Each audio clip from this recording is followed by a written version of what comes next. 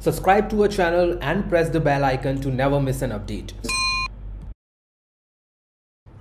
Join the only official Telegram channel of RAU'S IAS Study Circle to get relevant material and important updates. Hello everyone and welcome to Daily News Simplified, your one-stop solution for detailed analysis of current affairs which are published in the Delhi edition of the Hindu newspaper and are equally relevant for your UPSC preparation. Articles dated 14th of October 2022 are listed on your screen, and the timestamping along with the notes for this discussion in PDF and Word format are given in the description box. So with that, let us begin the first article for the day. This article of the Hindu newspaper appeared as a major article in the editorial page and talks about whether the role of Reserve Bank of India is sufficient to control the foreign exchange in India, and if the foreign exchange reserve or forex reserve is falling, is RBI to be blamed completely, or can we blame the government of India for their partial role? The context says that RBI has already depleted India's foreign exchange reserve from 642 billion to 537 billion, over 100 billion of loss within the period of last 1 year. And this has been mainly because of the selling dollars in quantum with respect to India's interbank foreign exchange market. Now, from the perspective of UPSC examination, it is important for the students who are preparing for this exam to understand the basic concepts of foreign exchange for the prelim examination, how the foreign exchange market in India functions, and for the mains examination under General Studies Paper 3, they should have the basic idea about how the Reserve Bank of India, along with the Ministry of Finance and Ministry of Commerce, are working towards the regulating of Indian economy through the tools of foreign exchange management.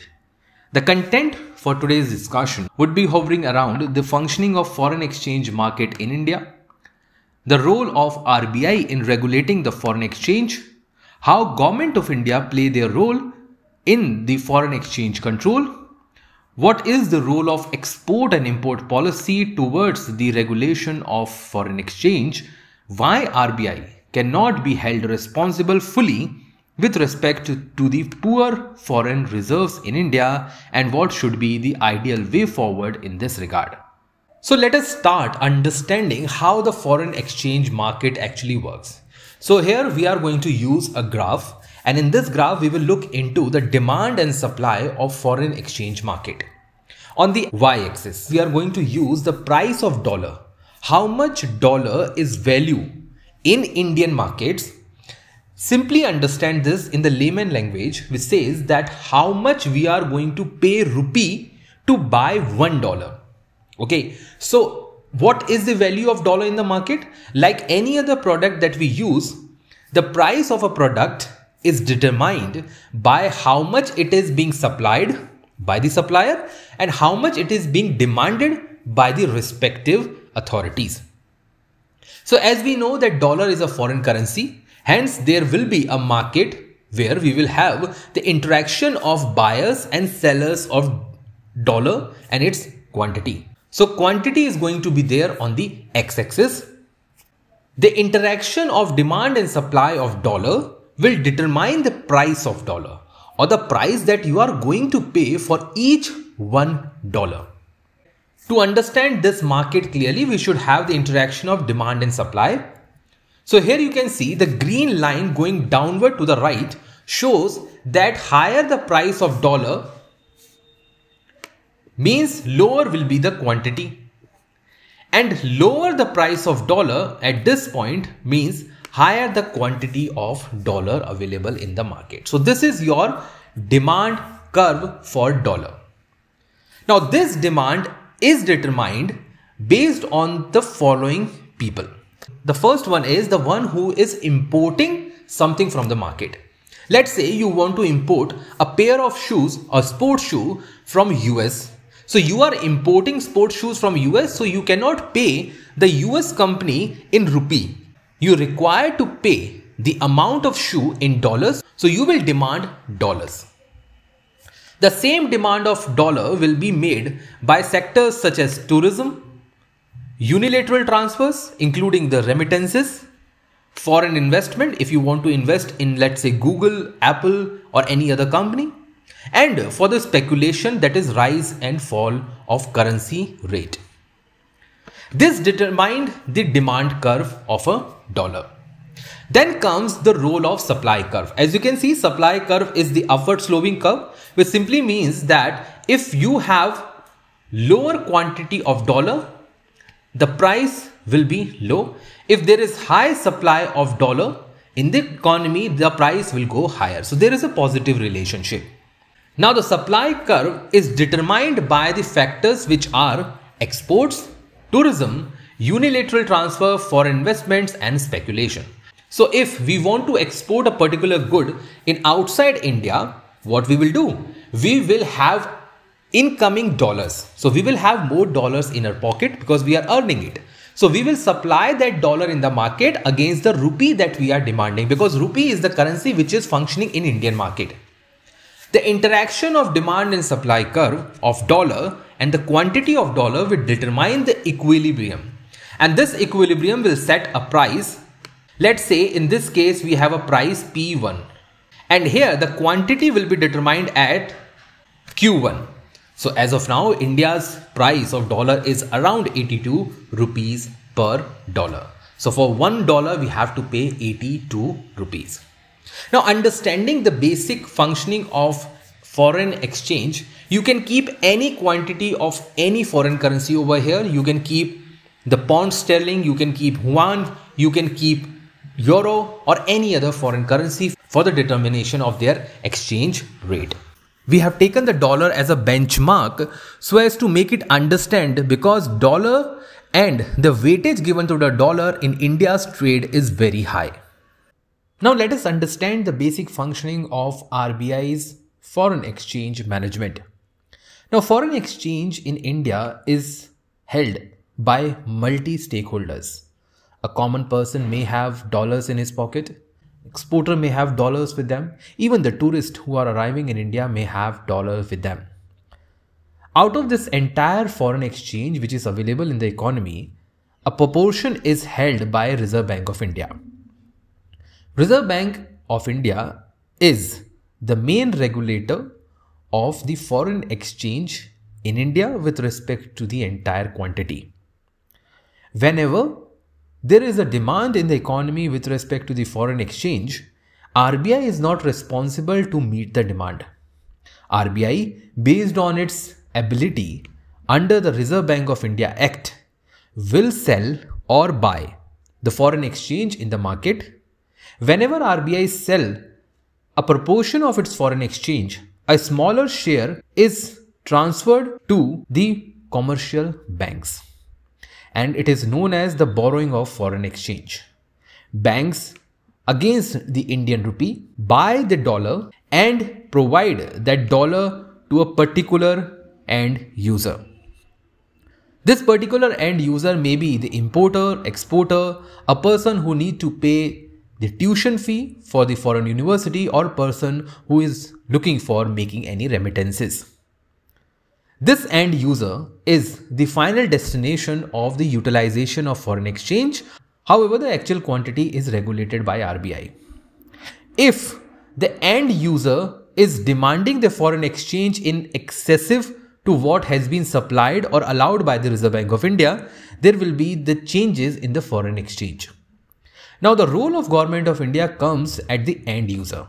If Government of India provide a strict export and import policy, there will be a less demand of foreign exchange from the end users, and ultimately the foreign exchange will be managed.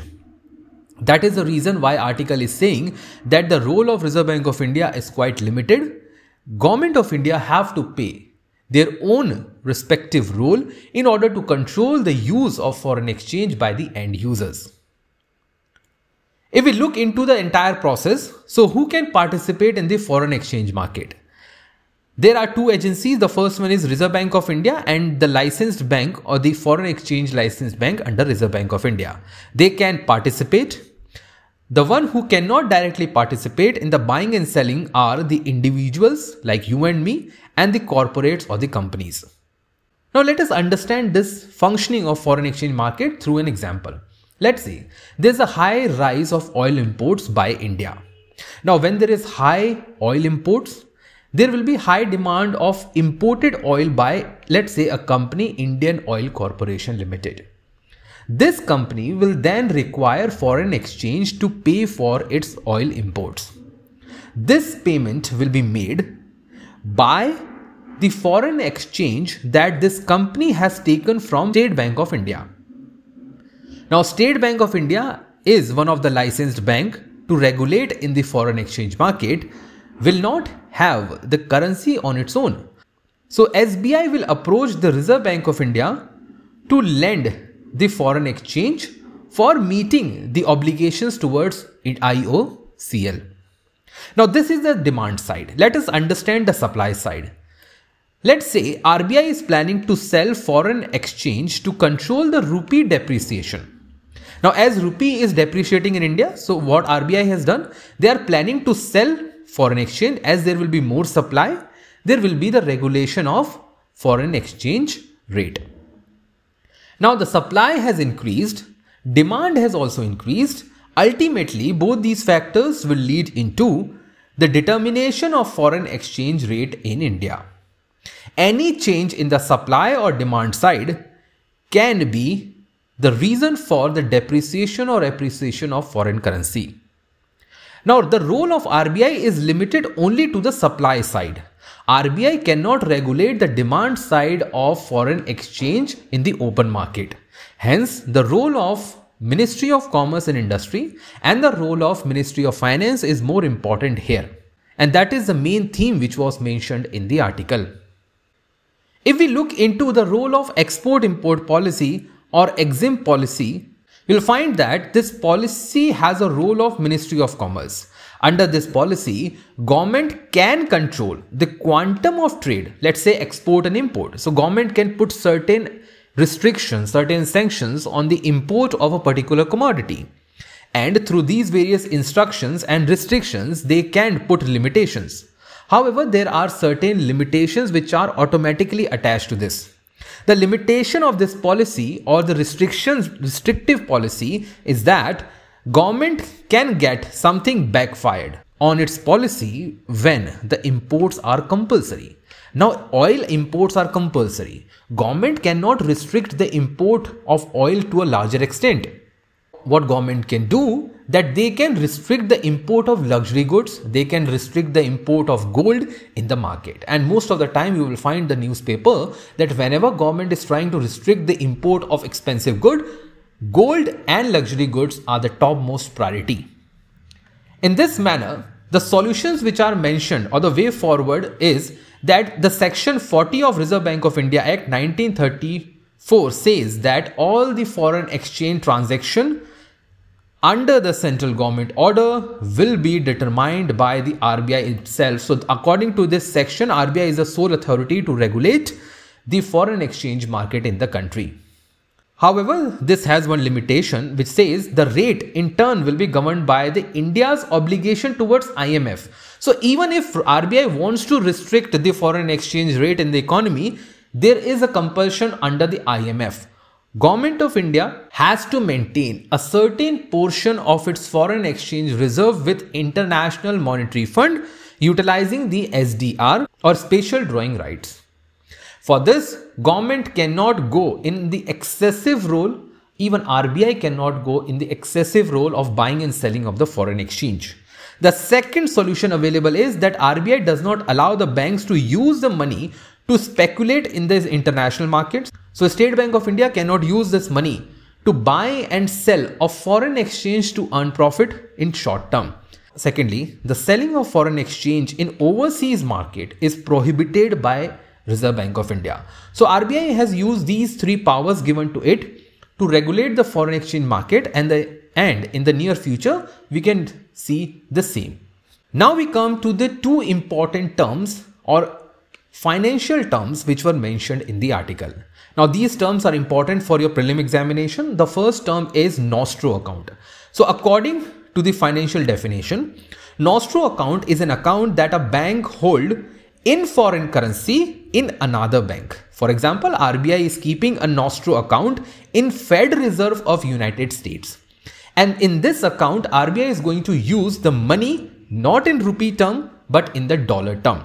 So RBI has opened an dollar account in the Federal Reserve or the Central Bank of US in US. And that account is known as nostro account. The second term mentioned in the article is the overnight limit. Overnight limit is a limit or a restriction on which number of currency position a trader may carry over from one trading day to the next. Now, in simple definition, it means that a single bank under the Reserve Bank of India can trade only a particular number of dollars in a particular day.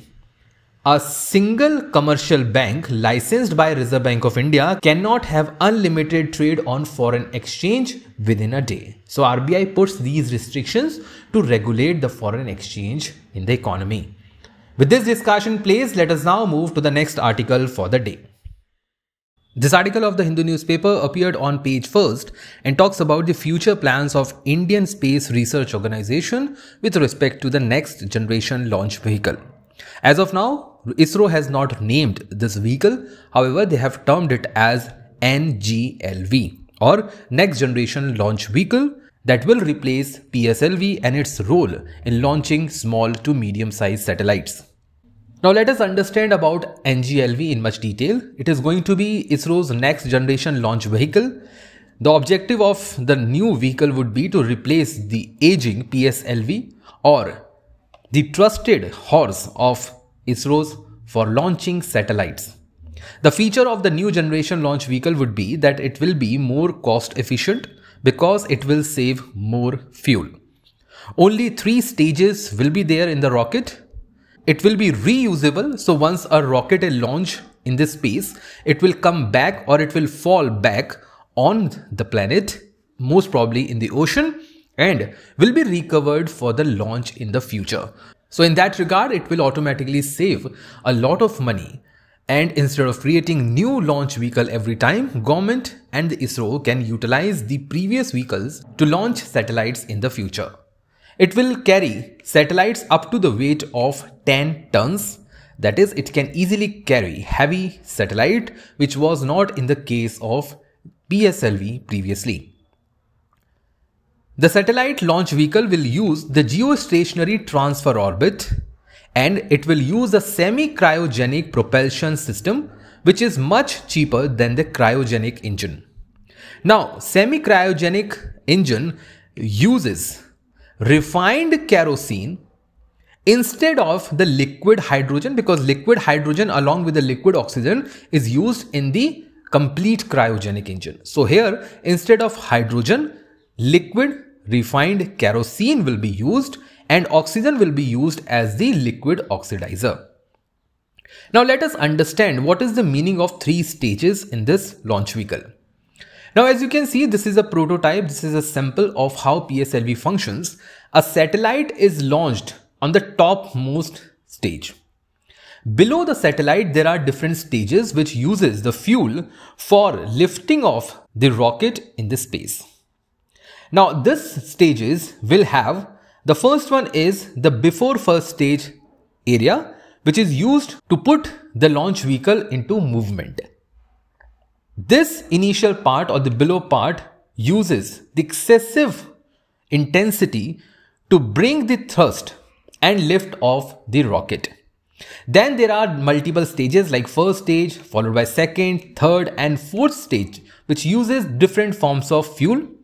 In the NGLV, there will be only 3 stages. So there will be limited use of fuel. There will be fuel saving. Hence, there will be more efficiency. At every stage of these rockets, new ignition is started and provides a new thrust to the rocket and also changes the angle in the space. Now talking about the GTO or geostationary transfer orbit, now please understand this. Small satellite, mostly used for remote sensing, are launched in the polar orbit, which is closer to Earth. Small satellites are also launched in the lower Earth orbit along with medium Earth orbit. However, most of the heavy satellites used for the communication purposes are launched in the geostationary orbit. Geostationary orbit is the one where a satellite will move in the similar direction and speed as the movement of Earth. That is the reason why a geostationary satellite will always look to be stationary in this space. The second purpose of keeping the satellite far away from the Earth is that it can cover almost 1/3 of Earth's area. So 3 geostationary satellites can cover the entire globe. Now coming to the transfer orbit. In order to move a satellite from low Earth orbit to the geostationary orbit, an elliptical path is used, as you can see on the screen with green shaded color. This path, which transfers the satellite from low Earth orbits to the geostationary orbit, is known as transfer orbit. And this orbit will be used by NGLV to transfer heavier satellite in this space for ISRO. With this discussion placed, let us now move to the next article for the day. This article of the Hindu newspaper appeared as a part of Text and Context and talks about the upcoming international meeting of Interpol. Interpol stands for International Criminal Police Organization. This Interpol is going to conduct their General Assembly meeting in Delhi, and this is going to be the second time ever conducted in India.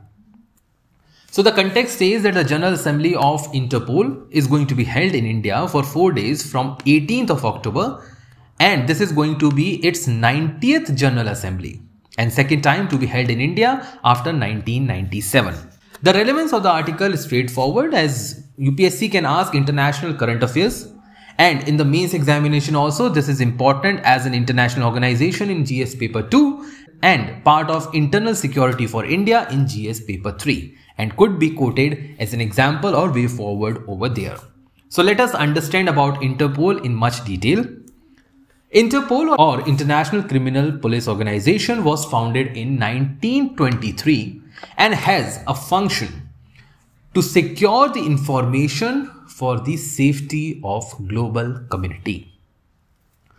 It is an organization that was created to secure the information by sharing the information through various platforms, to facilitate the collection and dissemination of information received by various police organizations across the world. So Interpol, if wants to have any requirement of information about a particular criminal, may ask Delhi Police, Mumbai Police or any other police organization in India for the information of a particular person.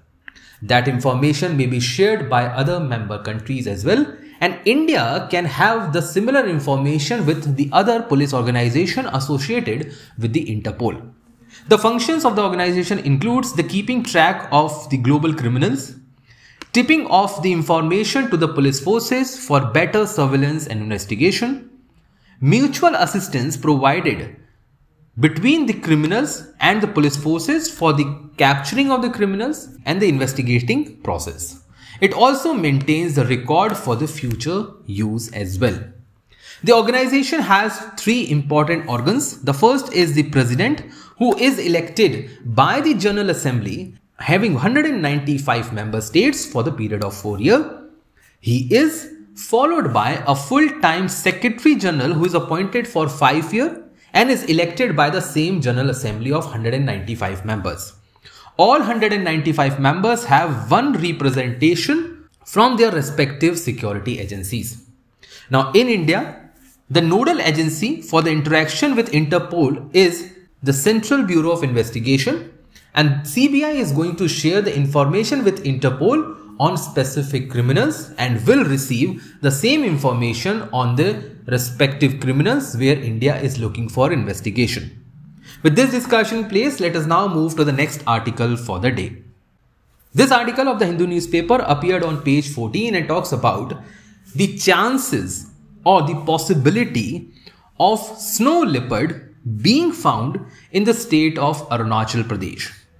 Now, There is a national park known by the term Namdapa National Park and the Tiger Reserve, where Wildlife Institute of India and its official claim that in the near future they might see some evidences of the presence of snow leopard in the state of Arunachal Pradesh, especially the areas where the snowfall is less. Now, the article actually talks about the snow leopard, but from the perspective of UPSC, flora and fauna in GS paper 1 and endangered species, including the vulnerable species and the species which are highly targeted for the conservation effort, are important for the prelim examination. In the similar manner, we are going to read about snow leopard and the conservation effort taken by the Government of India and even the international community to safeguard this particular species. The scientific name of snow leopard is Panthera ansea. The popular name of this animal is the ghost of the mountain because this animal is known to hide, to hunt in this snow. It is an indicator species. So the absence of this species or the endangered status of this species also reduces the health of the mountain. The IUCN status says that it is vulnerable. It falls under the Appendix 1 of CITES. Hence, there is the restrictions on the trade. And it also falls under the Schedule 1 with the highest level of protection under Wildlife Protection Act of India. The habitation of this leopard is Himalayas, ranging to the Tibet and even the countries in Central Asia. That is the reason why India, Nepal and Bhutan are running the combined efforts to safeguard this species. In India, the highest number of such leopards are found in Hemis National Park. The threat to this species is largely because of the loss of natural prey and the species that this particular leopard is depending on, along with the killing by the humans and illegal trade. As far as conservation efforts are concerned, so it has been declared as a flagship species. India is now party to GSLEP, that is Global Snow Leopard and Ecosystem Protection Program, that was launched in 2013 and has 12 countries and all of them from Asia, as snow leopard is found in Asian countries only. Another community-led program is the Himal Sanrakshan, in which the community has come forward to provide the habitation to the snow leopard for the survival. In 2019, snow leopard population assessment was organized, in which a dedicated census was announced. Global Environment Facility along with the United Nations Development Program has already launched Secure Himalayas to secure the ecosystem of Himalayas so that the population of snow leopard can sustain. India itself has launched Project Snow Leopard in 2009 to conserve the species. Along with this, breeding programs and breeding centers have been opened in Darjeeling, West Bengal.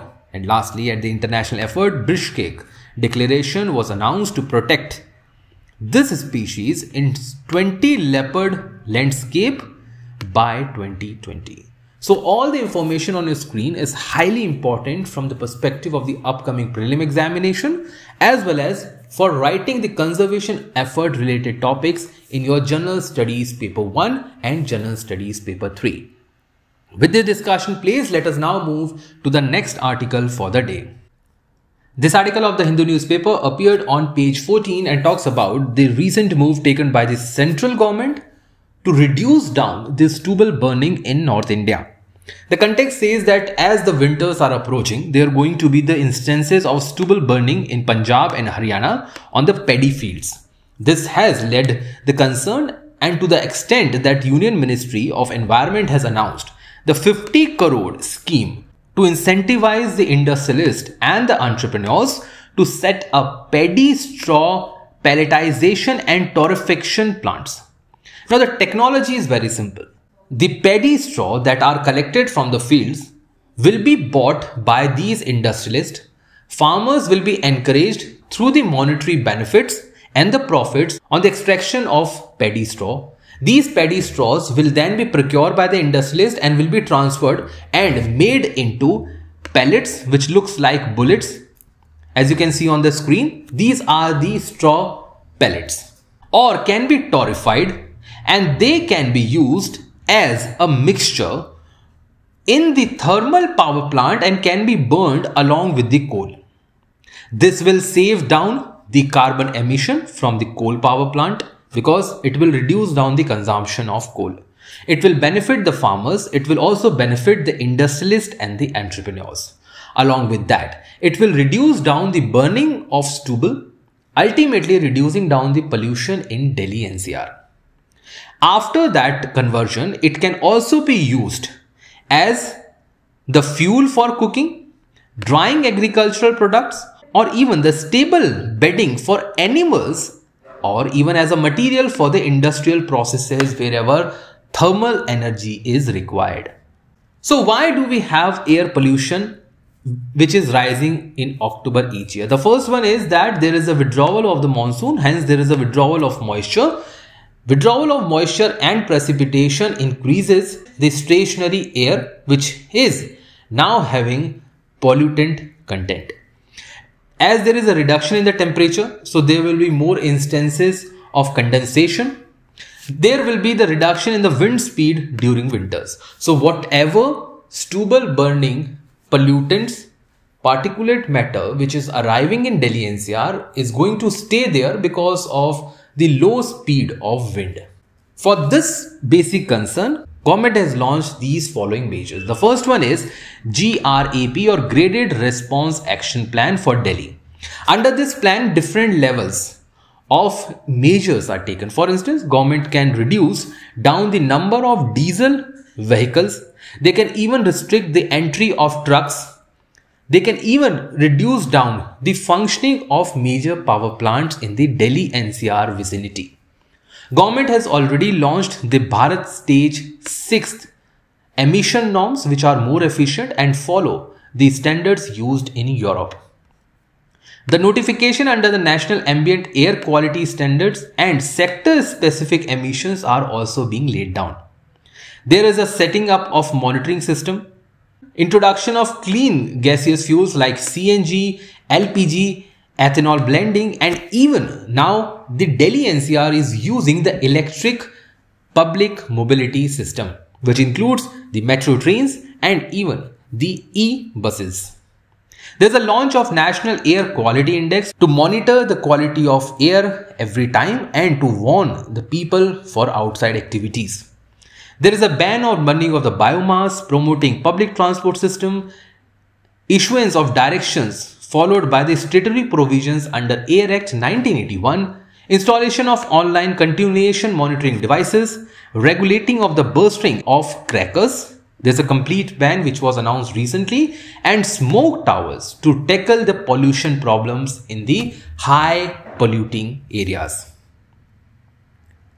If you want to read more on the Delhi's air pollution, measures taken, actual issue behind the transfer of air, we have conducted a recent discussion multiple times, and links to that discussion on the pollution problems in Delhi NCR have been listed down in the description box. You can click on those links and follow the previous DNS where we have discussed the same topic in much more detail. That's all for today's Daily News Simplify. Thank you.